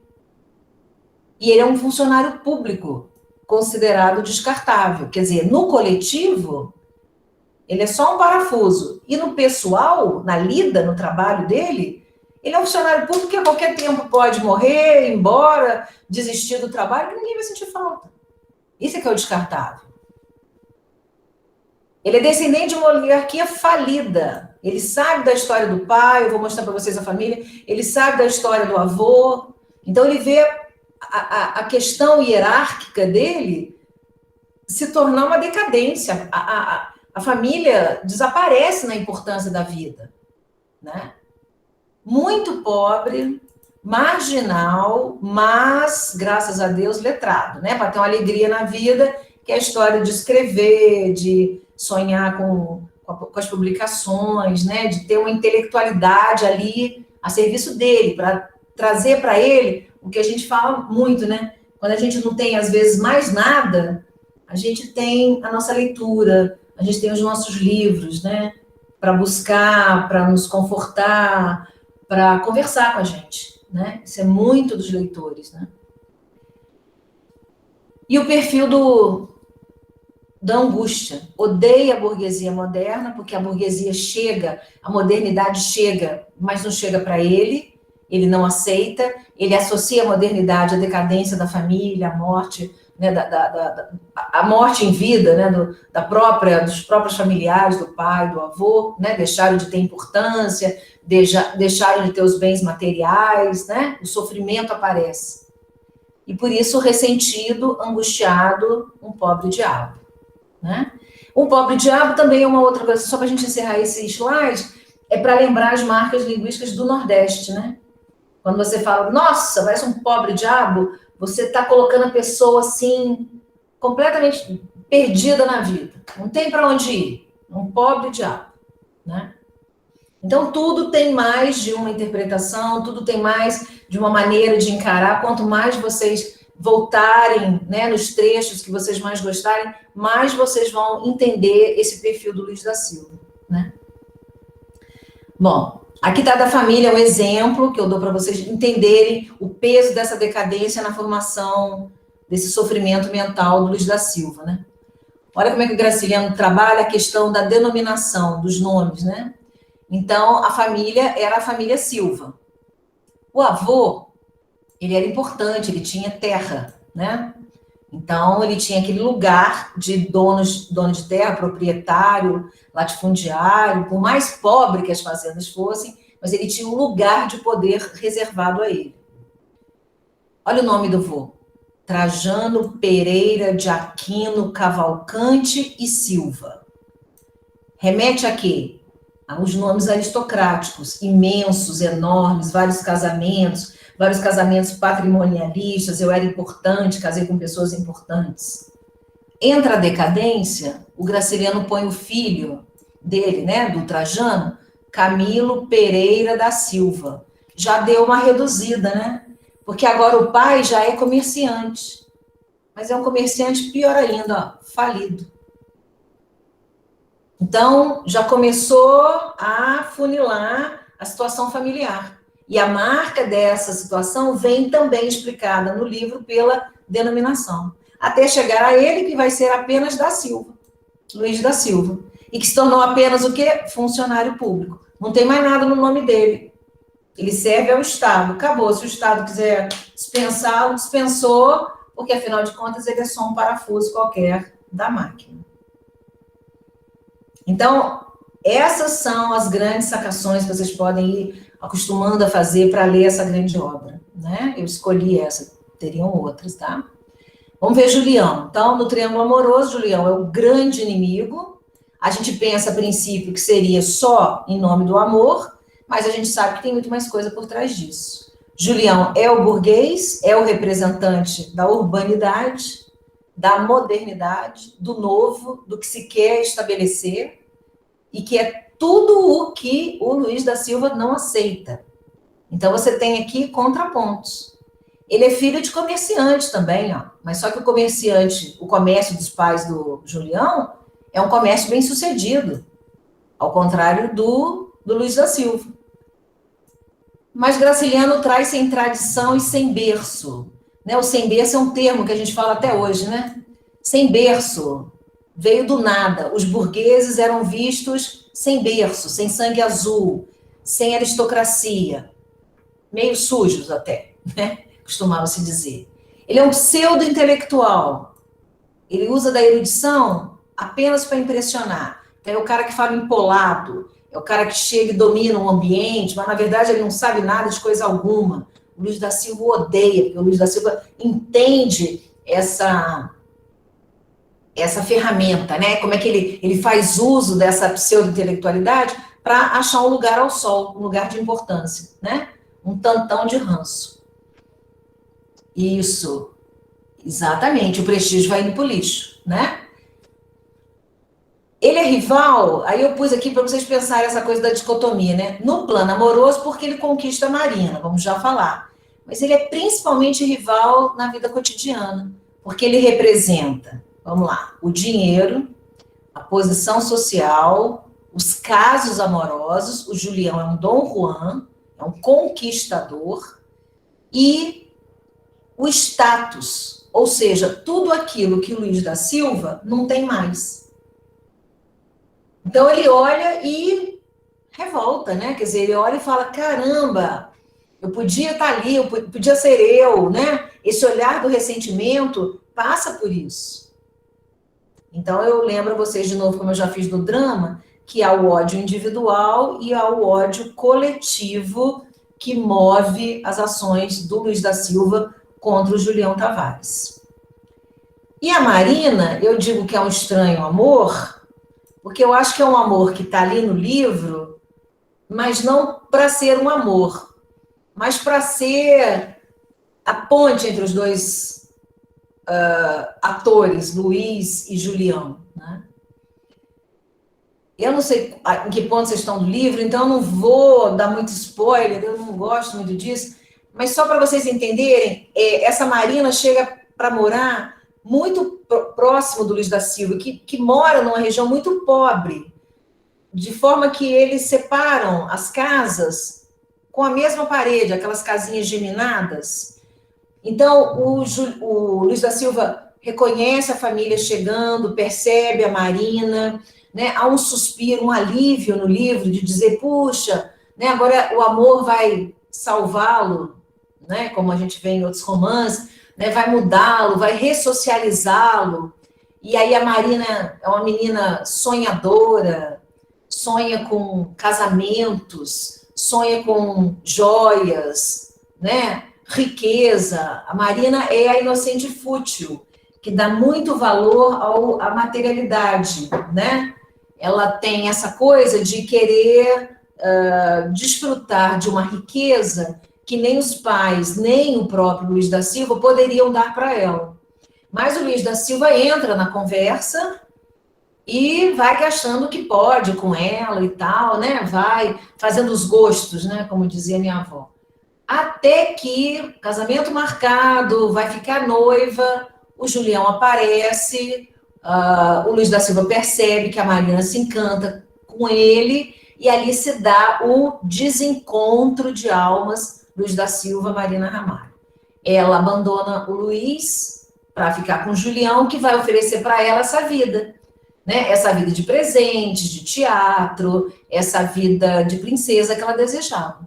Mas é uma vida de ilusões, porque o Graciliano Ramos coloca uma gravidez aqui no meio da tormenta, né? Não bastando já outras tormentas, ela surge grávida também, grávida do Julião, né? Que não a aceita mais, porque como um bom Dom Juan, um bom Vivan, ele não quer casar, ele não quer ter filhos, ele não quer nada sério, né?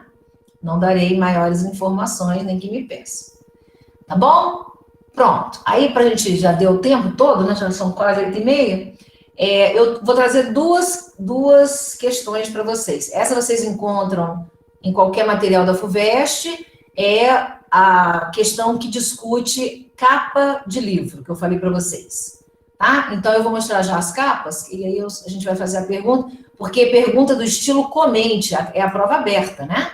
Comente o episódio figurado, de 41, analisando Luiz da Silva. Comente o episódio figurado em 47, analisando Luiz da Silva. Então, na verdade, ele quer saber cadê o Luiz da Silva nessas capas.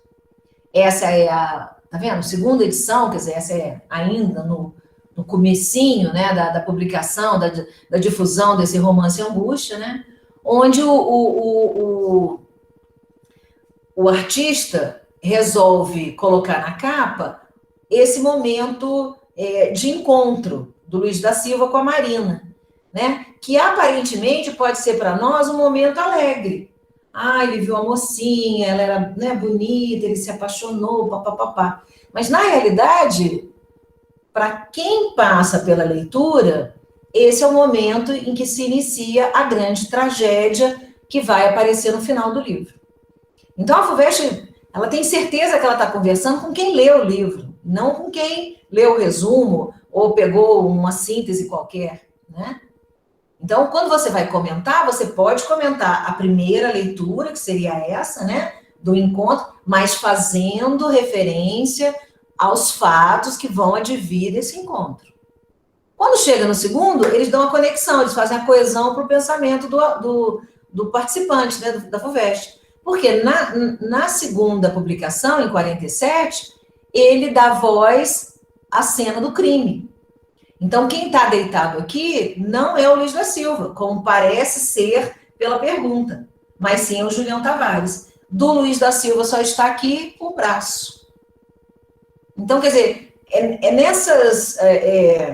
nesses detalhes, assim, né, que eu acho a prova tão inteligente, porque ela realmente chama você, para você depois, no parágrafo final, dizer, e é por isso que a gente tem Angústia como título dessa maravilha desse romance. Né? Porque olha como é que a gente passa por um processo angustiante, né? É isso. E a outra que eu trouxe em relação à fala da Karina do Quincas Borba, né? Que a gente tratou, né, no outro encontro. Eu fiquei imaginando, essa não é do objetivo, não é da FUVEST, que sempre a FUVEST gosta de tratar as temáticas, né? E como a gente está falando de intervenções psicológicas, né? Essa coisa do você estudar a cabeça das personagens, né? eu fiquei pensando na loucura do Quincas Borba e na loucura que aparece em Angústia. E talvez uma questão interessante que vocês pudessem se fazer seria como é que a loucura é abordada nesses romances. E assim fazerem para os próximos, né? Não com a loucura, mas que outras temáticas se repetem, né? Por exemplo, uma coisa que é interessante a gente pôr, eu lembro da Isa falando do casal, né? O casal palha, né? O casal palha é a nova ordem social, é o capitalismo chegando, é o alpinismo social, né? Isso está muito na figura do Julião Tavares e da Marina, que queria sair daquele lugar de empobrecimento para uma vida melhor. Como é que essa nova ordem social aparece? Então, a escolha dos livros sempre é transverso. Tem uma coisa para vocês discutirem atravessando as obras, né? Então, eu coloquei aqui o que eu penso, né, para a gente abrir aí o papo, né? Embora a loucura seja o tema que atravessa os dois romances, a forma de abordá-lo é bem diferente. A loucura do herdeiro Rubião, que ao final do romance chega a delirar, dizendo que deseja ser coroado e chamado de Napoleão, não contamina o romance realista do autor, do Machado, né? A escolha de Machado de Assis por um narrador de terceira favorece, inclusive, o esclarecimento ao leitor do que está se passando com essa personagem. É uma visão mais objetiva, distanciada desses delírios. A loucura do angustiado Luiz da Silva é apresentada por meio de um monólogo interior, que não só contamina, como sufoca o leitor pelas mãos desse narrador delirante, e que ainda afasta-o do padrão realista. Então, aqui você informa quem está lendo a sua matéria que você tem noção desses movimentos dentro do realismo e a ação da literatura para tratar do mesmo tema. Porque não é separando os temas que eles escolhem os livros, muito pelo contrário. Tá bom? Então, tá aí, Graciliana agradece a atenção, desejo uma ótima leitura a todos e a todas, e devolvo a palavra aí para a Karina e para a Isa.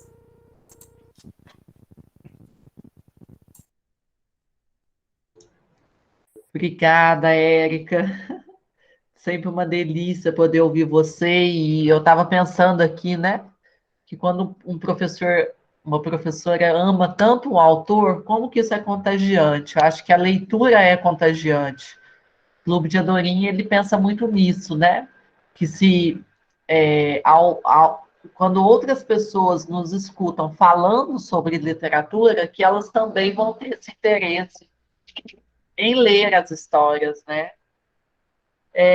Não sei se a Isa, a Tainá querem comentar algo. Os demais também. A gente, da outra vez a gente comentou, né, a respeito desse corte do nome, né? Eu acho isso muito interessante, a perda dos sobrenomes, né, com a decadência da família. E eu lembrei de você, Karina. E sempre que eu tô lendo alguma coisa, eu lembro da Karina, não sei por quê. Sempre que eu pego uma coisa assim, muitas das vezes eu penso no que você estaria pensando se você estivesse lendo. Isso é uma figura muito forte na minha vida e é engraçado, né? A gente não se fala tanto, né? Mas isso é uma figura muito presente, assim. Às vezes eu penso o que a Karina faria, o que a Karina pensaria diante disso, né? Tenho vontade de compartilhar mais a vida com você. E em muitos momentos a Tainá a mesma coisa. Às vezes eu penso, nossa, às vezes eu vejo uma coisa bonita, alguma coisa com senso de Deus, nossa, isso aqui parece uma coisa que a Tainá faria. É engraçado esses intercâmbios aqui. Mas eu lembrei, Karina, foi na minha edição é na página 21, que é quando ele perde o pai. Na minha edição é essa aqui, né? Minha edição é diferente da sua, mas... E aí chega a Rosenda e traz para ele uma xícara de café. E ele fala assim, quem me acordou foi Rosenda, que me trazia uma xícara de café. Muito obrigado, Rosenda. E comecei a soluçar como um desgraçado. Desde esse dia, tenho recebido muito coice. Também me apareceram alguns sujeitos que me fizeram favores. Mas até hoje, que me lembre, nada me sensibilizou tanto como aquele abraço estirado, aquela fala mansa que me despertava. Obrigado, Rosenda. E é um ato tão simples, né? Ele perde o pai, ele não está conseguindo ainda formular isso dentro dele, não está conseguindo ainda viver esse sofrimento, e a hora que ele recebe uma delicadeza, né, que alguém vem e traz para ele faz um favor, né? Faz um cuidado com ele, né? Traz uma xícara de café e ele se sente totalmente sensibilizado, cuidado, né? Aquilo sensibiliza ele muito e ele consegue colocar para fora. Eu comentei no chat, foi uma das minhas melhores leituras de 2020. Eu sempre escuto, né, a pessoa falar que o Graciliano, até a Eri comentou, ele é seco, ele é direto, né? Mas esse livro aqui, eu não sinto, eu lembro da Tainá também falar isso, que não sente essa secura nele, pelo contrário, eu acho ele dá detalhes, né, nesse lance do fluxo da consciência, você pira junto com ele ali, é realmente um livro muito sufocante, mas muito bom de ser lido. E eu lembro da Karina comentar também, o início é meio confuso, né? A Erika comentou isso também, né? O início é logo após, né, ele passar ali 30, se eu não me engano, 30 dias de um colapso nervoso. Ele tem um colapso nervoso, ele fica ali com febre, ele fica delirando, e depois de 30 dias ele vem contar essa história. Então a gente está meio que participando desse delírio dele ali, mas se você termina a leitura e depois você volta para as páginas iniciais, esse início meio delirante faz muito mais sentido. Então, fica aí outra dica para quem chegar até o fim e voltar nas páginas iniciais. Dá para falar para caramba, né, gente? Ainda mais eu não gosto de falar, mas é isso. Ô, Isa, saiba que você também está nas minhas melhores lembranças. São duas coisas que você falou que eu acho que é interessante. O Antônio Cândido é lindo, gente. Eu recomendo os estudantes, né, para quem está começando essa leitura agora, pega para ver. Eu falo assim, são duas pessoas que, se vocês assistirem os vídeos, vocês vão querer ler tudo, né? É o Wisnik, que ele faz, eu acho que é o Wisnik que faz o prefácio daquela edição da Companhia das Letras do Gregório, não é? Não sei se alguém tem essa edição aí, mas é o Wisnik e o Antônio Cândido, né? Você assiste aos vídeos do Wisnik e do Antônio Cândido, você vai querer muito ler tudo do Graciliano Ramos e tudo do Guimarães Rosa, né? Porque eles falam de uma forma muito envolvente. E nisso que a Isa falou, de não sentir que nesse livro é uma linguagem muito seca, foi uma percepção também do Antônio Cândido.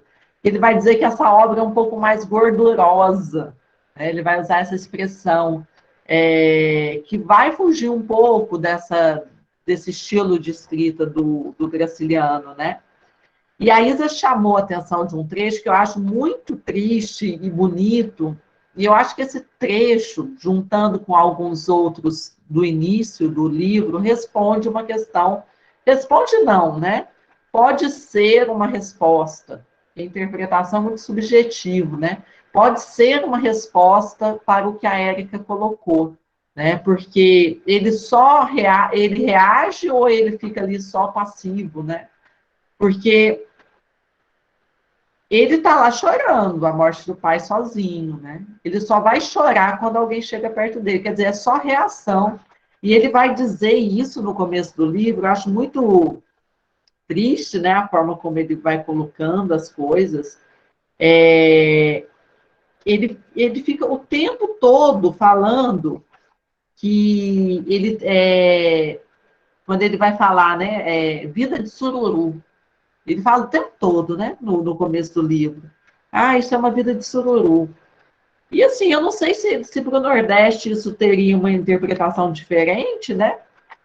Mas o sururu são aqueles mexilhões, né? Que ficam dentro. É muito comum lá o caldinho de sururu. Mas eu imaginei com uma vida indefesa, uma vida daquela pessoa que está ali, né? E ele fica naquela casa claustrofóbica, né? E eu já vi até comparação para quem gosta do Raskolnikov, do Crime e Castigo, dizendo que o Luiz da Silva é o nosso Raskolnikov brasileiro, porque quem lê o Crime e Castigo, do Dostoiévski, percebe essa claustrofobia que o quarto do Raskolnikov dava, né? E aqui, essa coisa de você ouvir tudo no quarto da Marina, essa coisa é muito impactante, esse quarto, com esses ruídos, com essa miséria. Eu acho que ele ilustra tão bem, né? Uma coisa interessante, que eu fiquei bem surpresa quando eu terminei a leitura, e eu não tinha lido isso, né, de ser um romance circular.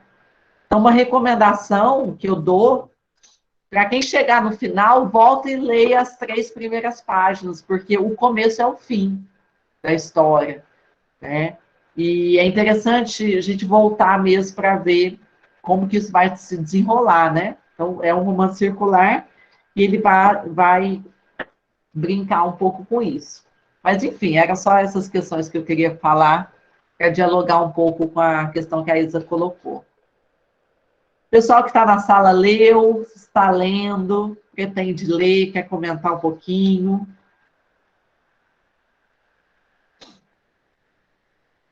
Tem uma curiosidade, eu não sei se vocês sabem, mas eu brinco com a Érica, né? Porque aqui a gente é fã do. Eu falo que são os 2 GRs da nossa vida, né? A gente é muito fã do Guimarães Rosa, mas o Graciliano Ramos também tem uma cadeira cativa, né? No Clube de Adorim. E tem uma questão interessante que o Graciliano conta essa história em linhas tortas, né? Que ele, num concurso de contos, o Guimarães Rosa, que ainda não era Guimarães Rosa, né? Ele manda uma versão, seria uma versão um pouco diferente da que foi publicada, mas do Sagarana, que é o primeiro livro de contos dele. E na discussão lá do júri, o Graciliano Ramos estava entre os jurados e ele não permite que o Sagarana ganhe, que não é Sagarana ainda, né? Tinha outro nome, que ganhe em primeiro lugar. E aí ele conta essa história que depois ele foi conhecer o Guimarães Rosa e eles tiveram esse diálogo, né? E aí ele fala assim, você sabe que eu que reprovei o seu livro de contos? E o Guimarães vai falar assim, eu sei, né? E aí ele fala, olha que maravilhoso, né? O Graciliano Ramos fala assim, esse cara, né? Vou parafrasear com as minhas palavras, né? Mas esse cara ainda vai escrever um romance, mas deve ser lá em 56, e eu já vou estar morto. E aí o Graciliano morre em 53, e em 56 sai o Grande Sertão Veredas, né? Então tem essa história aí. Eu brinco que são os 3 amores da minha vida, né?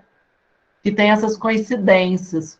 O primeiro é o Guimarães Rosa, que teve essa passagem com o segundo amor meu, que é o Graciliano. E o Guimarães Rosa, ele nasce no dia que morre o meu terceiro amor, que é o Machado de Assis. Então, eu acho interessante. Eu gosto das fofocas, né? Dos bastidores literários, fico caçando essas fofocas aí entre os autores. Mas é isso. Ô Karina, só para fechar, né, que vocês estão falando do Guimarães, estão falando do Graciliano, né? Tem uma frase, até eu comentei isso também no outro encontro, tem uma frase que na verdade é do Graciliano, porque o livro do Graciliano veio primeiro, mas que é muito popular no nome do Guimarães, porque ele também coloca isso no Grande Sertão Veredas, mas é mais popular na boca do Caio Fernando Abreu, que ele nunca falou isso, né? Mas a internet fala que a frase é dele. Porque o Caio Fernando Abreu e a Clarice Lispector e a Tatiane Bernardi, né, escreveram tudo da internet. E é aquela frase, o que tem de ser tem muita força. Ela é uma frase muito bonita, que é do Graciliano original, porque tem aqui no livro Angústia, da página 200 e alguma coisa, e ficou famosa no nome do Guimarães, que ele coloca essa frase também no Grande Sertão Veredas, né? Dá a entender até que é um provérbio, né? Talvez seja uma frase, assim, né? Uma coisa desse tipo, talvez nem seja originalmente fato do Graciliano, mas se você procurar na internet, você vê várias vezes que é a frase do Caio Fernando Abreu. Que ele é dono de tudo. Já diria o Roland Barthes, né? Que todo texto é um intertexto. Isso. Tá todo mundo aí. Tá tudo isso aí.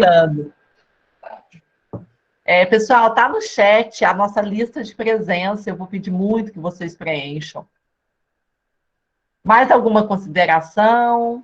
Letícia, Iris, Gabriel, Bianca, Rubens, Júlia, Camille. Querem comentar algo?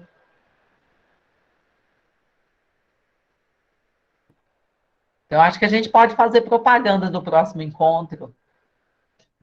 Gente, eu acho que são os dois, são assim, são dois livraços do próximo encontro.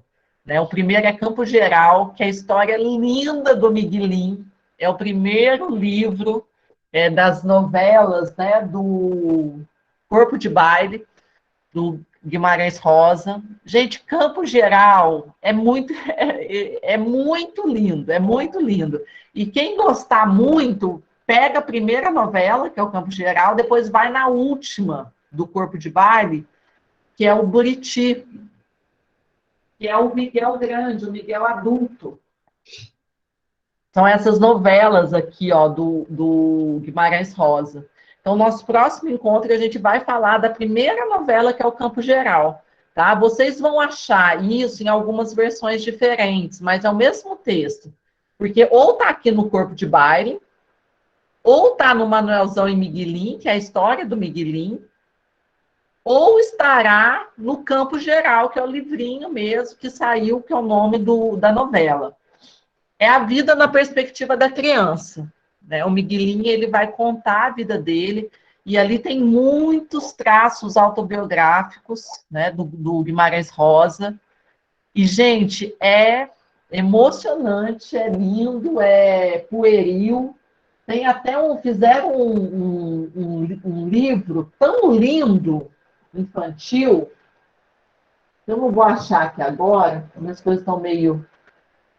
Mudei um pouco a estante, mas é um livro tão lindo que fizeram a adaptação dessa história do Miguelim, mesclando com a infância do Guimarães.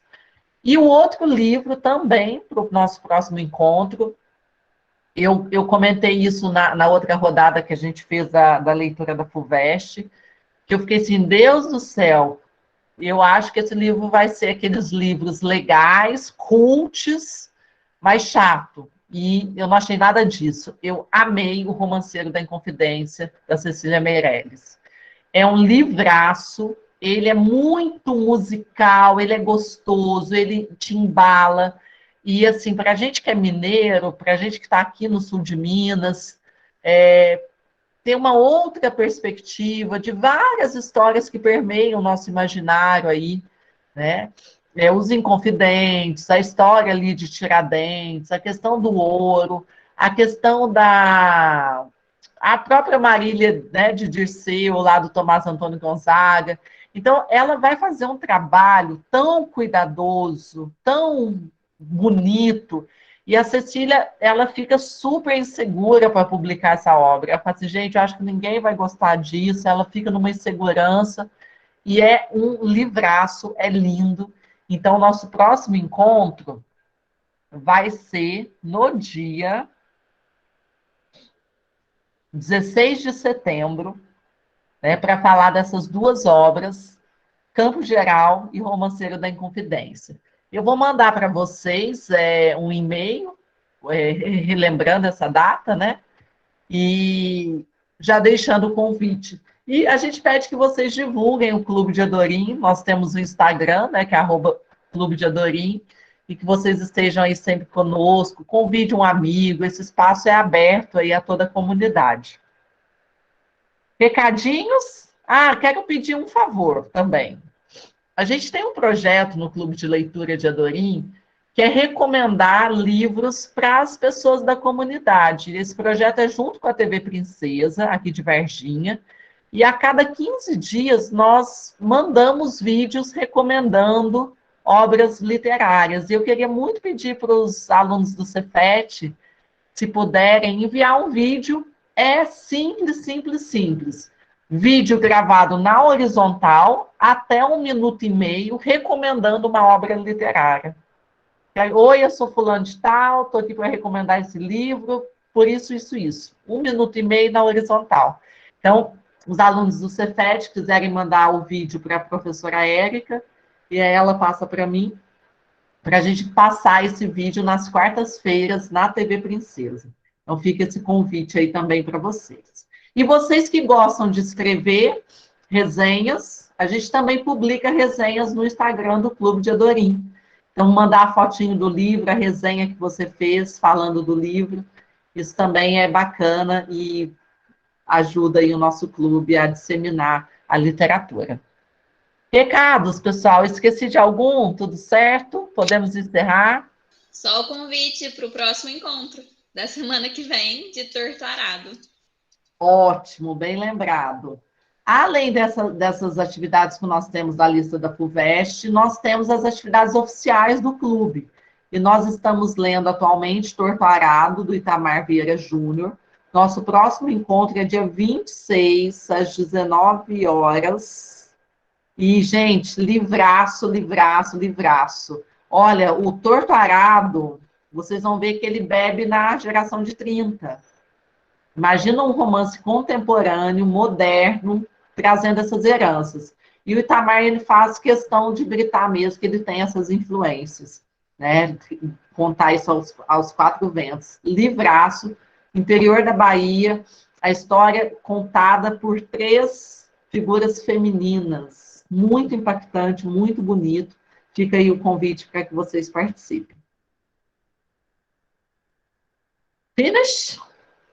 Então, no mais, é agradecer imensamente à professora Isadora, que apresentou tão brilhantemente aí o Gregório, professora Érica, Tainá, toda a equipe do Clube de Adorim, e todos vocês que tiveram aí a paciência de nos ouvir por quase 1h e 45 minutos.